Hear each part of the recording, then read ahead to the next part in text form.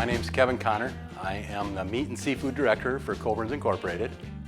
Today we'll be grilling our famous New York strip steaks. These things are some of the best you're going to find.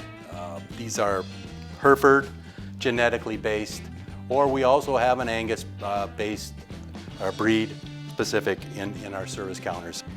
Today we're going to season this with our Four Brothers prime rib seasoning. It's my favorite seasoning. I use it not only on steak, I use it on burger, I use it on my salmon as well, and I've even used it on chicken. It seasons our product well. So season it up with our Four Brothers prime rib seasoning.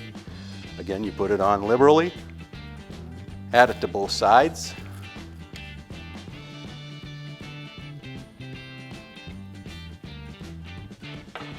And then I add a dish of pepper on top of that. I love pepper. That just brings out the flavor of food. And then pat it down or rub it in however you wish to do. But I just like to pat it down and address the seasonings in that direction. So we're ready for the grill with the New York strip steak, and we will show you the finished product shortly. So we have our grill preheated. We're up high temp. With steak, I like to sear it, so I don't mind having that high temp to start out, but I will move the heat down a little bit once I start cooking after that initial sear. So again, the hottest part of your grill, place your steak on the grill itself.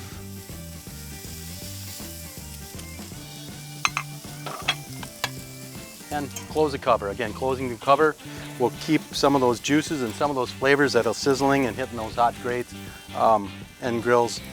Coals will sear and add more flavor for your eating experience.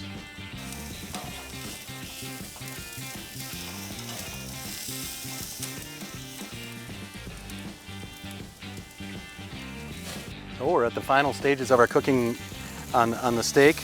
We want an internal temp. Perfect. I pull mine at about 134. I'm going to let them rest after I pull them off for about 10 minutes before I eat them. They'll finish bringing that cooking temperature up to the medium rare that I like. If you like it a little more well done, you might want to pull them at about 138 to 142.